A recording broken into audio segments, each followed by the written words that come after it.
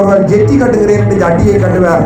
வடமாநிலத்திலிருந்து ஒரே ஒரு நாள் தமிழருடைய உண்மையான அரசியல் என்பது வெளியாட வரும். போடுகிறார்களோ இல்லையோ எனக்கு தெரியாது. அதை நான் திறந்து பார்க்கறது கூட எனக்கு ஆசை. நான் ஜெட்டியை பற்றி கதைக்கிறேன். வேறொன்றை மின்சார சபை ஊழியர்களிடம் சொல்லப்பட்டு இந்த பயம் எங்களுக்கான ஒரு சொல்லுதான். உங்க ஒக்குமரிக்கு ஆளும் அல்லி உங்கள் முழு பேரும் பட்ட நண்பர்கள். ஆனால் இன்றைய தினம் நான் வரும்போது இயற்கை எங்களை ஒரு முறை சோதித்து பார்த்தது. ஒரு மலை, ஒரு பெரிய ஒரு மலை ஒன்று வந்தது. அதையும் தாண்டி ஆனால் இன்றைய தினம் உங்களுக்கு தெரியும், யாழ்ப்பாணத்திலே அன்றகுமார் சாநாயக்க உட்பட என்பிபி அரசாங்கத்தினுடைய சகல பிரச்சாரங்களும் நடந்து கொண்டிருக்கின்றது. அங்கே கரண்ட் நிற்காது. ஆனால் பூனேரி பிரதேசத்திலே நாங்கள் ஒரு சிறிய கொட்டகை ஒன்று அமைத்து அதிலே ஒரு ஆஃபீஸ் ஒன்றை திறக்கும் போது அங்கே கரண்ட் நிற்கும். அதான் எங்களுடைய தமிழருக்கு உள்ளமை. அந்த பயம், உங்களுக்கு அந்த கரண்டை நிப்பாட்ட வேண்டிய தேவைதான் என்னுடைய பலம். அதை தான் நான் யோசிக்கிறேன். நான் வருகிறேன் என்பதற்காக இந்த பிரதேச சபையில் இருக்கிற மின்சார சபை ஊழியர்களிடம் சொல்லப்பட்டு நாங்கள் வைக்கிற இந்த ஒரு சின்ன கூட்டத்தில் ஒரு கரண்டை நிப்பாட்ட வேண்டும் என்று உங்களுக்கு ஒரு தேவை இருந்தால் அந்த தேவை எனக்கு காணும். அந்த பயம் எங்களுக்கு காணும். ஒரு சில விடயங்களை நான் சொல்லிக்கொண்டு இதை நான் ஷோர்ட்டாக முடிக்கிறேன். என்னென்றால் இன்றைய தினம் நான் பார்த்தேன் சிவாஜிலிங்கம் அண்ணா அவர்களுடைய பேச்சு. எங்களுடைய பழம்பெரும் அரசியல்வாதி, தற்போது கஜேந்திரகுமார் பொன்னம்பலம் அவர்களுடைய பருத்தித்துறை வேட்பாளர் சிவாஜிலிங்கம் அண்ணா அவர்களுடைய பேச்சொன்றை அவர் மிக தெளிவாக கதைத்திருக்கிறார். எவ்வாறென்றால் அவர் என்ன மாதிரி கதைத்திருக்கிறார் என்றால், வடக்கு மாகாணத்தை சிங்கள இனம் ஆளப்போகிறதா அல்லது வடக்கு மாகாண மக்களை சிங்கள இனம் ஆட்சிக்கு உட்படுத்துகிறதா என்று சொல்லி ஒரு சில விடயங்களை கதைத்திருக்கிறார். அதை பார்த்தபோது எனக்கு அந்த முகப்புத்தகத்தில் இன்னொரு விமர்சனம் சொல்லப்பட்டிருந்தது. சிவாஜிலிங்கம் ஐயா மாதிரி யாராவது ராமநாதன் அர்ச்சுனாவால் துணிந்து கதைக்க முடியுமா, அவ்வளவு ஒரு துணிவு இருக்கிறதா ராமநாதன் அர்ச்சுனா என்று கேட்டிருந்தார்கள். அப்போது அதை வர கௌசல்யா நரேந்திரன் என்னிடம் காரிடம் காட்டிக்கொண்டு வந்தார். இப்படியும் கமெண்ட் பண்ணுகிறார்கள் என்று. அப்போது நான் யோசித்து பார்த்தேன். உண்மையாகவே சிவாஜிலிங்கம் எங்களுடைய தமிழ் இப்போது சைக்கிள் கட்சியினுடைய பருத்தித்துறை வேட்பாளர் அவர்கள் ஒரு உண்மையாலுமே ஒரு தலைவருடைய பாதையில் நின்ற தலைவர் என்று வைத்துக்கொள்வோம். அவ்வாறாக இருந்திருந்தால் இதுவரை காலமும் அவரை பிரதிநிதித்துவப்படுத்துகிற எந்த கட்சியோ பாராளுமன்றத்தில் தன்னுடைய முதல் கன்னியுரையை எந்த பாராளுமன்ற உறுப்பினரும் தேசிய தலைவரை ஞாபகப்படுத்தி கொண்டு இன்று வரைக்கும் உரையாற்றினது இல்லை. முதலாவது விடயம். ரெண்டாவது, நான் ஒவ்வொரு விடயமுமே துணிந்து கதைக்கிறேன். நான் சிங்கள எம்பிமாருக்கும் என்னை பிடிக்குமே என்றால் அவர்கள் என்னிடம் கேட்டார்கள். என் மேலே பாராளுமன்றத்தில் வேலை செய்கின்றவர்கள் கூட என்னிடம் கேட்டார்கள், டாக்டர் உங்களுக்கு சிங்களத்தில் சொல்லுவேன்னா டாக்டர் அத்திரமயா ஹித்தனவாது பிரபாகரன் ஒரு தெய்யோகியலா, அதாவது தமிழில் சொல்லுகிறார் என்றால் உண்மையாக நீங்கள் நினைக்கிறீங்களா டாக்டர் பிரபாகரன் உங்களுக்கு தெய்வம் தான். நான் நினைக்கையில் அது தெய்வம் தான். அது நான் அவர்களுக்கு தெளிவாக சொன்னால அவர்கள் அதை விரும்பினவர்கள் என்றால் டாக்டர் உண்மையாக கதைக்கிறார். அவர் சொன்னால் வடக்கில் இருக்கிற மக்கள் பிரபாகரனை ஒரு தெய்வமாக நினைக்கிறார்களான்னு கேட்டேன். நான் சொன்னேன் வடக்கில் ஒரு வாக்கெடுப்பை நடத்துவோம். அந்த நடத்துகிற வாக்கெடுப்பு உங்களுக்கு 90%, 95%, 100% வடக்கு மக்கள் இல்லை என்று சொன்னால் அதுக்கு பிறகு நாங்கள் ஏற்றுக்கொள்ள விடும். வடக்கில் இருக்கிற பிறக்காத குழந்தை கூட, இப்போவும் சொல்கிறேன், பிறக்காத குழந்தை கூட வடக்கில் இருக்கிற குழந்தை கூட சொல்லும் எங்களுடைய தேசிய தலைவர் மேதகு வேலுப்பிள்ளை பிரபாகரன். அதில் எந்த மாற்றமும் இல்லை. அது சிவாஜிலிங்கம் அண்ணா வேண்டுமென்றால் தன்னுடைய அதாவது என்னென்னு சொன்னால் தன்னுடைய அரசியலுக்காக வாக்குகள் கேட்கறதுக்காண்டி கதைக்கலாம். ஆனால் எந்த அரசியலுமே இல்லாத நான் பாராளுமன்றத்தில் முதல் போய் சொன்னது என்னுடைய தேசத்தின் தலைவன், எங்களுடைய தேசத்தின் உயிர் மூச்சு மேதகு வேலுப்பிள்ளை பிரபாகரனுக்கும் அவர்பால் நின்ற 44,000 போராளிகளுக்கும் என்னுடைய வந்தனங்கள் சொல்லி கொண்டு தான் நான் ஆரம்பித்ததன் பிறகுதான் தமிழரசு கட்சி சொல்லாமல் விட்டா பிரச்சனை பானா சத்தியலிங்கம் கதைச்சவர். அதன் பிறகுதான் நான் நினைக்கிறேன் மட்டக்களப்பில் சேர்ந்த ஒரு வைத்தியர் ஒருவர் மேதகு பிரபாகரனை நேரடியாக சொன்னான். இப்போ இல்லை, இதுலையும் இல்லை, எனக்கு இந்த பிடிஐ பற்றி பயம் இல்லை. அன்றையிடம் ஜனாதிபதியோட கதைக்கும் போது ஜனாதிபதி எனக்கு சொன்ன நேரடி வாக்குறுதி அரசியலுக்காக நான் பிடிஐயை பயன்படுத்த மாட்டேன் என்று சொல்லியிருக்கிறார். என்றால் அந்த பிடிஐயில் அரெஸ்ட் பண்ணப்படுகின்ற ஒவ்வொருவருக்கும் ஜனாதிபதி சைன் பண்ண வேண்டும். அப்போது அவர் நான் சொன்ன விடயம் அரசியலுக்காக அந்த பயங்கரவாத தடை சட்டத்தை பயன்படுத்த மாட்டேன். உண்மையாகவே இந்த நாட்டில் ஒரு ஆள் ஒரு புதுவிதமான ஒரு இயக்கத்தை உருவாக்க போகிறார், இல்லாட்டி எங்கள்கிட்ட அழிந்து போன எங்கள்கிட்ட இயக்கத்தை புதுப்பிக்க போகிறார். நாட்டில் அமைதியின்மை வரும், நாட்டில் பிரச்சனை வருமெண்டா மட்டும்தான் தான் அதை பாதிப்புன்னு சொல்லியிருந்தவர். அந்த பாதிப்புன்ற அந்த வசனங்களின் அடிப்படையில் தான் பானா சிவாஜிலிங்கம் அப்படி கதைச்சிருக்கலாம். ஆனால் என்னை பொறுத்த வரைக்கும் நான் யோசிக்கிறது என்னென்றால் அந்த மேடை பேச்சுகளுக்காக மட்டும் கதைப்பவன் அல்ல. நான் தெளிவாகவே சிங்கிள் எம்பிட்டு இப்போ உங்களுக்கு தெரியும் சில விஷயங்களை நான் நேராக சொல்லுவேன். இப்படி கதைக்கின்ற எங்களுடைய பாராளுமன்ற உறுப்பினர்கள், தேசியத்தை கதைக்கிற பாராளுமன்ற முக்கியமாக சாணக்கியன், இப்போ என்ன கவலை என்றால் எங்களுடைய நாடு 1600ஆம் ஆண்டு 700ஆம் ஆண்டுகளில் பரங்கியர் இனத்திடம், அதாவது போர்த்துகீஸ் உங்களுக்கு தெரியும், அவர்களிடம் விழுந்தது எங்களுடைய நாடு. அவர்கள் தங்களுடைய சந்ததிகளை இந்த நாட்டிலே விட்டுட்டு போயிருக்கிறார்கள். அந்த சந்ததிகளில் வந்தவர் தான் பண சாணக்கியன். அவருக்கும் தமிழுக்கும் எந்த சம்பந்தமும் இல்லை. ஆனால் இப்போது தமிழ் தேசியம் கதைக்கிறது என்பது அவரும் எங்களுடைய முன்னாள் பாராளுமன்ற உறுப்பினர் சுமந்திரன் அவர்களும் தேசியம் கதைக்கிறது அவர்களுடைய வியாபாரம். அவர்கள் அதை வைத்து தான் தமிழரசு கட்சியை ஓட்ட வேண்டும். ஆனால் உங்களுக்கு பார்த்தா தெரியும், கிழக்கு மாநிலத்தில் முஸ்லீம் மக்களோட அத்தாவுல்லாண்ட ஸ்பீச் ஒன்றை இன்றைக்கு நான் பார்த்தேன். சுமந்திரன் அவர்களை மிக கேவலமாக விமர்சித்திருக்கிறார். ஏனென்றால் சுமந்திரன் அவர்கள் தன்னுடைய தமிழ் அரசு கட்சியினுடைய கொள்கையிலையும் இல்லை. தமிழ் அரசு கட்சியினுடைய கொள்கையில் ஜாப் என்ன சொல்லுகிறார் என்றால், தன்னுடைய கட்சியில் தமிழ் மக்களை தவிர வேறு எந்த இனமும் இருக்கலான்னு ஜாப் சொல்லுது. ஆனால் கிழக்கு மாநிலத்தில் பார்த்தீங்கன்னு சொன்னால் இப்போது சுமந்திரன் முஸ்லீம் மக்களுக்கு வேட்பாளர்களுக்குரிய இடங்களை கொடுத்துருக்கிறார். ஆனால் நான் முதலே சொல்லுகிறேன், என்னுடைய கட்சியிலே 3 இன மக்களும் இருக்கலாம். ஆனால் யாராக இருந்தாலும் என்னுடைய தேசிய தலைவனை ஏற்றுக்கொள்ளணும். அதான் என்னுடைய கொள்கை. அந்த ஜாப்பு தான் வரைஞ்சிருக்கிறேன். நீங்கள் சிங்களவனாக இருக்கலாம், முஸ்லீம்களாக இருக்கலாம், ஆனால் தேசிய தலைவரை நீங்கள் ஏற்றுக்கொள்கிறீங்கன்னா எங்களோட கட்சியில் ஜாயின் பண்ணிக்கொள்ளலாம். அது நான் இன்றைக்கு சொல்கிற விடயம். ரெண்டாவது, நான் ஒருபோதுமே என்னுடைய இனத்தை விற்று ரணிலோட இப்போ உங்களுக்கே தெரியும், இவர் எங்களோட எஸ்ஜேபி இப்போ இன்னொரு 6 மாதத்தில் ஜனாதிபதியாக வரப்போகிறவர் என்று ஒரு கட்டியம் கூறிக்கொண்டிருக்கிற எங்களுடைய சஜித் பிரேமதாஸ் அவர்களுடைய கட்சியில் கேட்கிறார்கள், வடக்கில் அதை பொறுப்பாக எடுத்துக்கொள்ளுங்கள். நான் சொல்லியிருக்கிறேன், இல்லை, நான் என்னுடைய கட்சியாகத்தான் இருப்பேன். நான் பேரினவாதத்தின் ஒரு கைக்கூலியாக இப்போ இளங்குமரனை பார்க்கலாம், அல்லது எங்களுடைய பவானந்தராயாவை பார்க்கலாம். நான் கதைப்பது போன்ற ஒரு சுதந்திரமான கருத்துக்களை அவர்களால் வெளியில் வைக்க முடியாது. அவருடைய மனதில் இருக்கலாம், இல்லாமல் இருக்கலாம். ஆனால் இதை கதைத்த போது கரண் வந்திருக்கிறது நல்லா இன்ஜின் போட்டிருக்கு.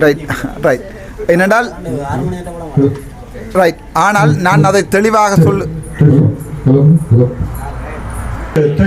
சொல்லியிருக்கிறேன் என்னவென்றால், நான் என்னுடைய தேசிய தலைவருடைய கொள்கையிலிருந்து என்னுடைய தமிழினத்தை விபச்சாரம் செய்வதற்கு விற்க மாட்டேன். அது அரசியல் விபச்சாரம். அது முன்னாள் பாராளுமன்ற உறுப்பினர் சுமந்திரனாக இருக்கட்டும், முன்னாள் பாராளுமன்ற உறுப்பினர் கஜேந்திரகுமார் பொன்னப்பள்ளத்தில் இருக்கின்ற கஜேந்திரனாக இருக்கும். அரசியலுக்காக என்னுடைய தமிழினத்தை விற்க மாட்டேன். ஆனால் அண்மையில் நான் பார்த்தேன் ஒரு விமர்சனம் ஒன்று, சில விடயங்களை நேரடியாக சொல்ல வேண்டும். விமர்சனம் ஒன்று, எங்களுடைய பாராளுமன்ற உறுப்பினர் கஜேந்திர குமார் அவர்களுடைய ஆங்கில உரையை தமிழாக்கி போட்டிருக்கிறார்கள் பாராளுமன்றத்தில். எதற்காக வடக்கு மாகாணத்திலே நீங்கள் மக்களுடைய காணிகளை பிடித்து அங்கே ஒரு சர்வதேச விமான நிலையத்தை கட்டுகிறீர்கள், அதை ஏன் நீங்கள் கிளிநொச்சியில் கட்ட முடியாது, ஏன் வவுனியாவில் கட்ட முடியாது என்று. ஆனால் அதை திரிவுபடுத்தி போட்டிருக்கிறார்கள். அவருடைய கருத்தியலுக்கு நான் ஒரு சிறிதளவிலே உடன்படுகிறேன். என்னென்றால், கிளிநொச்சியை பொறுத்த வரைக்கும் மக்கள் மிகவும் ஐதாக வாழுகின்ற இடம். ஆகவே கிளிநொச்சியில் இருக்கிற ஒரு காட்டு பகுதிக்குள் ஒரு இன்டர்நேஷனல் ஏர்போர்ட்டை கொண்டு வரலாம் என்று அவர் சொல்லுவது, மக்களுடைய காணிகள் பாதிக்கப்படாது, மக்களுடைய காணிகள் சுவீகரிக்கப்படாது என்கின்ற அடிப்படையில் மட்டும்தான் அவர் அதை சொல்கிறார். ஆனால் நான் நினைக்கிறேன், எங்களுடைய வடக்கு மாகாணம் முன்னேற வேண்டும். ஆகவே பலாலி விமான நிலையம் எங்களுடைய வடக்கு மாகாணத்துக்குரிய ஒரு சர்வதேச விமான நிலையமாக இருந்தால் அதிலே மக்களுக்காக சந்தோஷப்படக்கூடியவன் நான். இந்த நாட்டை எடுத்து பார்த்தாலும் உங்களுக்கே தெரியும், சைனாவாக இருந்தாலும் அல்லது அமெரிக்காவாக இருந்தாலும் ஒரு சர்வதேச விமான நிலையம் ஒன்றை கட்டுகின்ற போது அவர்கள் மக்களுடைய காணிகளை நியாயமான முறையிலே சட்டத்துக்கு உட்பட்டவாறு சுவீகரித்துக் கொண்டுதான் அந்த ஒரு அபிவிருத்தி நடவடிக்கைகளை மேற்கொள்வார்கள். தான் தோன்றித்தனமாக மேற்கொள்ள மாட்டார்கள். ஆகவே மக்களுடைய ஒரு புத்தவிகாரைக்கு மக்களுடைய காணிகளை சுவீகரிப்பதில் நான் ஏற்றுக்கொள்ள மாட்டேன் என்றால் புத்தவிகாரை அபிவிருத்தி அல்ல. ஆகவே அதில் எனக்கு கலைஞர்மார் நம்மளுடைய கருத்துக்கு உடன்பாடு இருக்கிறது. சட்ட ரீதியாக திரும்ப சொல்கிறேன், சட்ட ரீதியாக நாங்கள் அந்த புத்தர் கோயில் கட்டப்பட்ட காணியை நாங்கள் எடுப்பதிலே சட்ட ரீதியாக எடுப்பதிலே எனக்கு உடன்பாடு இருக்கிறது. ஆனால் ஒரு இன்டர்நேஷனல் ஏர்போர்ட் ஒன்றை கட்டும் போது அதை தடுப்பது வடக்கின்ற பொருளாதாரத்தை மிகவும் மோதமாக பாவிக்கும். ஏனென்றால் வடக்கில் இருக்கிற கிளிநொச்சி, அந்த கிளிநொச்சியினுடைய பகுதி தான் இந்த பூநகரி. இந்த பூநகரி பொருளாதாரத்தில் மிகவும் பின்தங்கிய ஒரு இடம். இங்கே இருந்து எங்களுடைய தேசிய நாட்டினுடைய மொத்த உற்பத்திக்கு நாங்கள் பங்களிப்பு செய்வது எல்லா மாவட்டங்களிலும் விட கிளிநொச்சி மாவட்டம் தான் மிகவும் குறைவானது. அதனுடைய அர்த்தம் என்னென்றால் கிளிநொச்சி மாவட்டம் தான் மிகவும் வறுமையான மாவட்டம் என்பது அதில் தெளிவாகும். எனக்கு கடவுள் கொடுத்த வரம் பூநகரி. இந்த முறை நாங்கள் உள்ளூராட்சி சபை தேர்தலிலே போட்டியிடுகிறோம். உள்ளூராட்சி சபை தேர்தலிலே போட்டியிடுகின்ற போது அதில் மிகவும் தெளிவான பார்க்க வேண்டிய விடயம், இந்த பூநகரி மண்ணை நாங்கள் வளப்படுத்த வேண்டுமாக இருந்தால் அரசாங்கம் உதவி செய்ய வேண்டுமா இல்லையா என்பதுதான் இங்கே கேள்வி.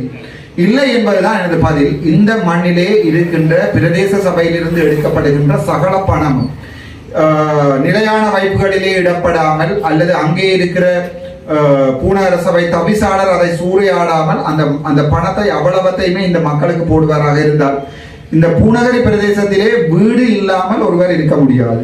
பாதைகள் செப்பனிடப்படாத ஒரு பாதைகள் இருக்க முடியாது.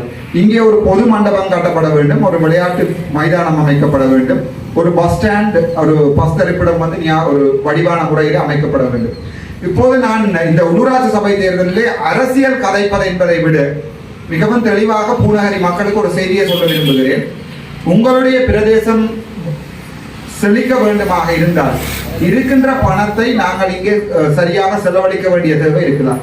அதற்கு நீங்கள் எந்த கட்சிகளில் பொருத்தமானவர் இருக்கிறார்கள் என்று பார்த்து யார் தலைமையில் அந்த பிரதேச சபை இருந்தால் அந்த பிரதேச சபையிலே நாங்கள் அணுகி கதைக்கலாம் என்பதை பார்க்க வேண்டும். நான் அதில் போய் கதைக்கலாமா?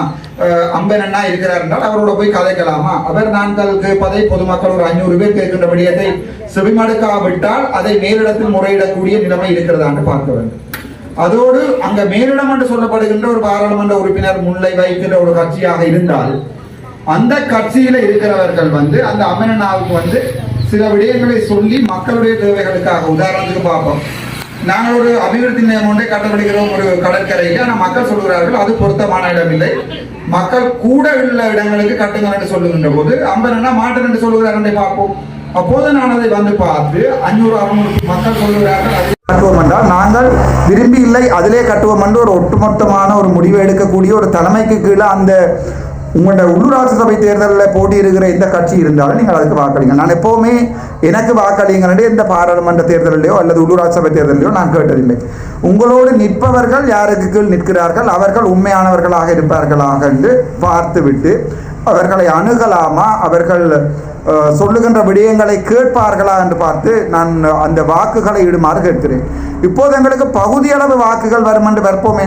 மொத்தமாக 18 பேர், எத்தனை பேர் மொத்தம்? 18 பேர். என்ன 18 பேர் உறுப்பினர்களில் எங்களுக்கு 9 உறுப்பினர்கள் வராமல் 7 உறுப்பினர்கள் மட்டும்தான் வருகிறார்கள் என்று பார்ப்போம்.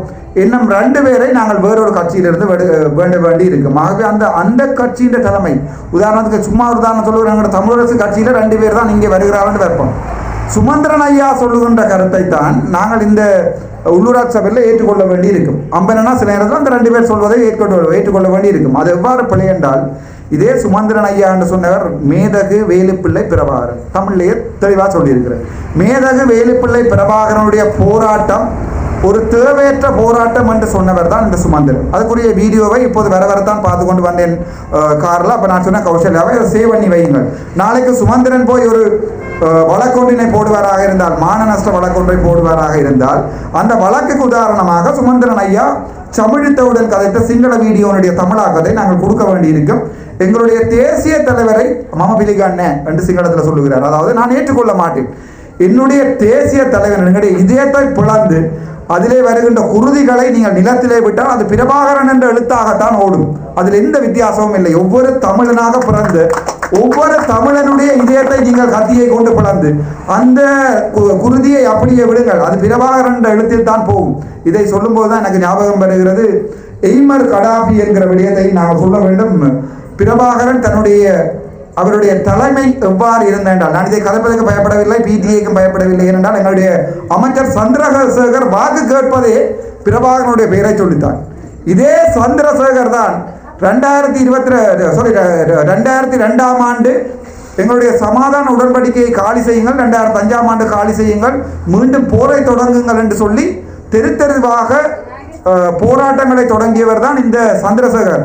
அந்த சந்திரசேகர் என்னுடைய தேசிய தலைவனை கதைக்கும் அளவுக்கு அவர்களுடைய அரசியல் இருக்கிறது. இப்போது கூட எங்களுடைய அவர் என்ன பேர் எங்களுடைய பிமல் ரத்நாயக கதைக்கின்ற போது கூட, அல்லது எங்களுடைய என்பிபி அரசாங்கம் கதைக்கும் போது தலைவருடைய வீரம் தெரியுமா, தலைவனுடைய அர்ப்பணிப்பு தெரியுமா என்று தான் கதைக்கிறார்கள். ஏன் அவர்கள் போய் கோத்தபாயவனுடைய அர்ப்பணிப்பு தெரியுமா, மஹிந்த ராஜபக்சனுடைய வீரம் தெரியுமா, ஏன் பசில் ராஜபக்ச என்ற உண்மைத்தன்மை தெரியுமா என்று வாக்கு கேட்கவில்லை என்றால், அல்லது இவன் ரோகண விஜயவீரை பற்றியே கதைக்கலாம். அவர்கள் விரும்பினால் ரோகண விஜயவீரின் வீரம் தெரியும், அவர்கள் அதை கதைக்கவில்லை. என் தலைவன் பெயரை சொல்லித்தான் உங்களுக்கு தமிழ் மக்களிடையே வாக்கு கேட்க வேண்டி இருக்கிறது என்றால், தமிழர்கள் மத்தியிலே இருக்கின்ற 4 அறைகளிலுமே பிரபாகரன் பிள்ளை, அவருடைய மனைவி, அவருடைய குழந்தைகளுக்கு வீடு கட்டி வைத்திருக்கிறோம். அதில் எந்த சந்தேகமும் இல்லை. ஒவ்வொரு தமிழ் குழந்தையும் வளரும் போது யார் பிரபாகரன் என்று கேட்டுத்தான் வளர்மைய ஒழிய யார் பசில் ராஜபக்ச, யார் ரோகண விஜயவீர என்று கேட்டு வளரப்போவதில்லை. அதுதான் உண்மை.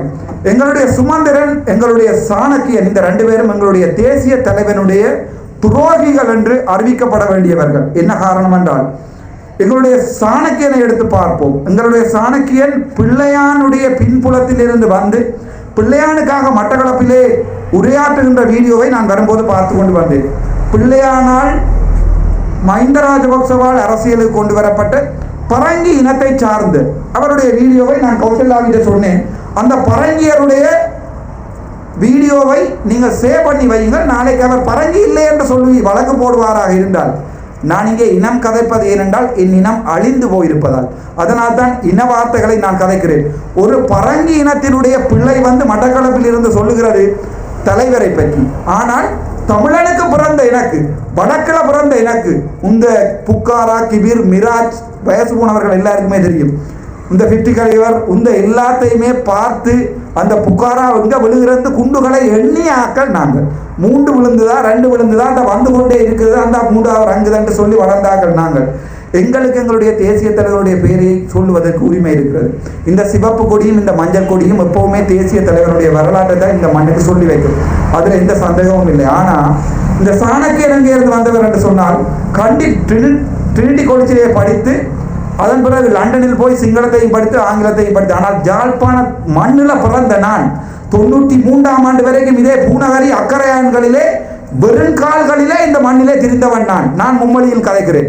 நான் தமிழனாக ஜாழ்ப்பாணத்தில் பிறந்து கிளிநொச்சியில் பிறந்து என்னால் மும்மொழியிலும் கதைக்க முடியும்.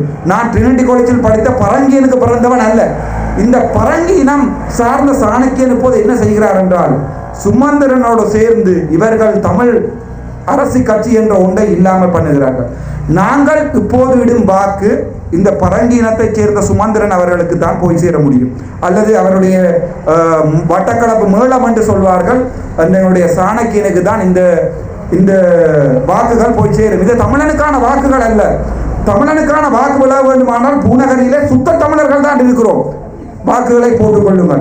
இல்லை உங்களுக்கு பருத்து துறையில் போட விரும்புகிறீர்களா, சுத்த தமிழர்கள் இருக்கிறோம், போட்டுக் கொள்கிறோம். நாங்கள் முஸ்லிம் மதத்தை எதிர்ப்பவர்கள் அல்ல, சிங்கள இனத்தை எதிர்ப்பவில்லை. சொன்னா நம்புங்கள். பேராதனை வைத்தியசாலையில் இருந்து நான் சாவகச்சேரி வைத்தியசாலை வரும்போது பேராதனை மக்கள், பேராதனை சிங்கள என்னுடன் படித்த என்னுடன் வேலை செய்தவர்கள் சொன்னார்கள் நாங்கள் ஸ்ட்ரைக் பண்ண போகிறோம் என்று. அவ்வளவுக்கு நான் உண்மையானவனாக அங்கே இருந்தேன். நேரடியாக சொல்லியிருக்கிறேன். நீங்கள் எங்களுடைய நவாலியில் அடித்த குண்டுகளில் இருந்து ஒவ்வொரு கை கால்களை தூக்கி டிராக்டரில் போடும்போது வீடியோவை பார்த்தவன் நான் என்று சொன்னபோது சிங்கள மக்கள் நம்பவில்லை. இல்லை அப்படி நடக்கவில்லை என்று. நான் எங்களுடைய கிளிநொச்சியில் பாடசாலை குழந்தைகள் போகும்போது கிளைமோர் வைத்த வீடியோவை எடுத்து காட்டினேன். எங்களுடைய 92ஆம் ஆண்டு நினைக்கிறேன், எங்களுடைய நவாலியில் குண்டடிபட்டு குழந்தைகள் சிதறிய வீடியோவை எடுத்து காட்டினேன். எங்களுடைய செஞ்சோலையிலே இருந்த குழந்தைகள் சிதறிய வீடியோ எடுத்து காட்டிய போது அவர்கள் சொன்னார்கள் இவை எங்களுக்கு வருவதில்லை. இதே மாதிரி தான் எங்களுடைய ரவிராஜ் அண்ணாவும் சிங்களத்திலே போய் இங்கே நடக்கின்ற அநியாயங்களை சொல்லும் போது சிங்கள மக்கள் ஏற்றுக்கொள்வார்கள். நான் கடைசியாக கதைத்த இந்த நாட்டிலே ஒரு சட்டம் தான் இருக்க வேண்டும், அதையும் தெளிவாக சொல்லுகிறேன். முஸ்லிம் மக்களுக்கு எதிரான கருத்து என்று சொல்லி இவர்கள் சொல்வதை இவர்கள் சொன்னார்கள். பாராளுமன்றத்தில் சொல்லாமல் 7 வந்தால் வெளியே வந்து சொல்லு, நாங்கள் உங்களுக்காக வழக்கு போட்டுக்கொள்வோம், முடிந்தால் இந்த வீடியோ வைத்து வழக்கு போடுங்கள். MMDA என்ற ஒரு ஆக்ட் ஒன்று இருக்கிறது, முஸ்லீம் மேரேஜ் டிவோர்ஸ் ஆக்ட். அந்த ஆக்டின் படி 3 மாத குழந்தையையும் கல்யாணம் செய்து கொள்ளலாம். ஆனால் இதே ஒரு தமிழன், ஒரு சிங்களவன் போய் ஒரு 12 வயது பிள்ளையை கல்யாணம் செய்தால் ரேப் என்ற அடிப்படையிலே நாங்கள் தண்டிக்கப்படுவோம். அதுதான் இலங்கையின் சட்டம். சட்டத்திறன் இருக்கிறார். செக்ஷுவல் கன்சென்ட் கொடுப்பது, உடலுறவு வைத்து கொடுப்பதற்குரிய கன்சென்ட் கொடுக்கிற வயது இலங்கை சட்டப்படி 16. கல்யாணம் கட்டுவதற்குரிய வயது இலங்கை சட்டப்படி 18. அது யாரு கண்டால் எங்களுக்கும் சிங்களவர்களுக்கு மட்டும்தான். முஸ்லீம்கள் 3 மாதத்திலும் கல்யாணம் கட்டிக்கொள்ளலாம். அந்த சட்டம் எங்களுடைய நாட்டுக்கு புறம்பானது என்பதை, அந்த சட்டத்தால் எங்களுடைய ஒரு நாடு, இந்த நாடு தமிழர்களுக்கு ஒரு நீதி, சிங்களவர்களுக்கு ஒரு நீதி என்பதை பாராளுமன்றத்தில் நான் சொன்ன போது இங்கே இருக்கும் படித்த முஸ்லீம்கள் சொன்னார்கள், பாருங்கள் விவாதத்துக்கு வருவோம் என்று. எனது அப்பா அவருடைய எனக்கு சொல்லி வளர்த்திருக்கிறார், நீ உன்னுடைய தகமைக்குரியவருடைய போய்த்தான் விவாதத்துக்கு போவோம். என்னை விவாதத்துக்கு அழைத்தவர்களை பார்த்தேன், அவர்களோடு விவாதம் செய்வதற்குரிய தகமை எனக்கு இல்லை. ஒரு பாராளுமன்ற உறுப்பினரை நீங்கள் கொண்டு வருவீர்களா இருந்தால், முக்கியமாக டாக்டர் ஹிஸ்புல்லா என்று சொல்லி, அவர் என்ன டாக்டர் என்று எனக்கு தெரியவில்லை, டாக்டர் ஹிஸ்புல்லா என்று சொல்கிறீர்கள், அந்த ஹிஸ்புல்லாவை கொண்டு இருத்துங்கள் மற்ற பக்கம், நான் வருகிறேன் விவாதத்துக்கு. அல்லது நசீர் கசீம் என்று சொல்லி ஒரு பாராளுமன்ற உறுப்பினர் இருக்கிறார், அவரை கொண்டு இருத்துங்கள், நான் வருகிறேன். அவர் ஒரு சட்டவாளர் இருக்கிறார், அவருடைய பேரும் எனக்கு ஞாபகம் இல்லை, அந்த சட்டவாளரை கொண்டு வர சொல்லுங்கள். நான் அவர்களுடைய எந்த விதமான லைவ்ல நீங்கள் அந்த விவாதத்தை போடுவீர்கள் தான் நான் பாரதத்தை தயாரிக்கிறேன். பிஸ்மில்லா இர்ரஹ்மான் இர்ரஹீம் என்று சொல்லி அவர்களுடைய மதத்தை நான் நன்றாக வணங்கித்தான் அந்த பேச்சை ஆரம்பித்திருந்தேன். ஆகவே மதத்துக்கு எதிரானவன் அல்ல. மதம் என்ற பெயரில் அங்கே இருக்கின்ற பாராளுமன்ற உறுப்பினர்கள் ஒரு சில பேர் முஸ்லிம் மக்களை திசை திருப்புவதில்லை.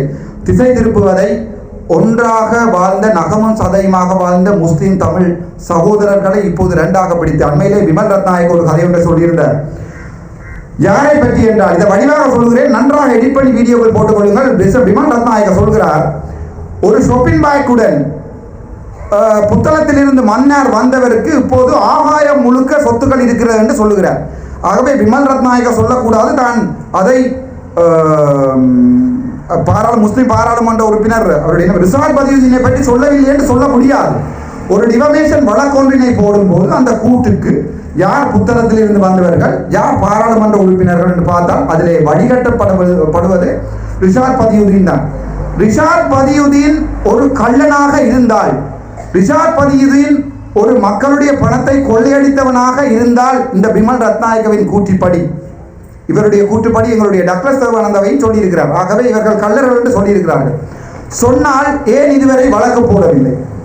ஏன் அவர்கள் செய்த ஊழல்களையும் அவர்கள் செய்த கொள்ளைகளையும் ஏன் இதுவரை இவர்களால் நீதிமன்றத்துக்கு கொண்டு செல்ல முடியாமல் இருக்கிறது? அவர்களிடம் தான் 189 பாராளுமன்ற உறுப்பினர்கள் இருக்கிறார்களே, போகலாம். ஆனால் இதுதான் டீல். நான் நினைக்கிறேன் கேம்பஸ்களில் படித்திருக்கும் போது ரஞ்சன் ராமநாயக்க என்ற ஒரு சிங்கள பிரபஞ்சமான ஒரு பாராளுமன்ற உறுப்பினர் இருந்தார். அவர் எல்லாமே வெளிப்படையாக கதைப்பார். அவர் சொன்ன விடயம் ஒன்றுதான், உங்க ஒக்குமரிக்கு ஆளும் அல்லி, இவங்க முழு பேரும் பட்ட நண்பர்கள். ஆனால் வெளியால வந்து விமல் ரத்நாயக்க பேசுவார் ரிஷாட் பதியுதீனுக்கு, அதன் பிறகு சாணக்கியன் பேசுவார் விமல் ரத்நாயகவுக்கு, அதன் பிறகு எங்களுடைய ஸ்ரீதரன் பேசுவார் இளங்குமரனுக்கு, இளங்குமரன் பேசுவார் மறுபடியும் ஸ்ரீதரனுக்கு, அதுக்கு பிறகு ஒருவர் ஜெட்டி கட்டுகிறேன் என்று ஜட்டியை கட்டுவார் வடமாகாணத்திலிருந்து. ஆகவே அதை போடுகிறார்களோ இல்லையோ எனக்கு தெரியாது, அதை நான் திறந்து பார்க்கிறது கூட எனக்கு ஆசை. நான் ஜெட்டியை பற்றி கதைக்கிறேன், வேறொன்றையும் கதைக்கவில்லை. அதை அவர்கள் போட்டிருக்கிறார்களோ எனக்கு தெரியாது. மானமுள்ள தமிழராக இருந்தால், மானமுள்ள மலையக தமிழராக எங்களுடைய அமைச்சர் சந்திரசேகரர் இருந்தால், எதற்காக ரிஷாட் பதியுதீனுக்கு ஒரு வழக்கு போட முடியாது? நீங்கள் தான் ஊழலை பிடிக்கிறோம் என்று வந்தவர்களை ஏன் ஒரு வழக்கு போட முடியாது? உங்களால் ஏன் எங்களுடைய டாக்டர் சிவானந்த் அவர்களுக்கு ஒரு வழக்கு போட முடியாது? எல்லாம் பாய் சவடால், எல்லாமே போய்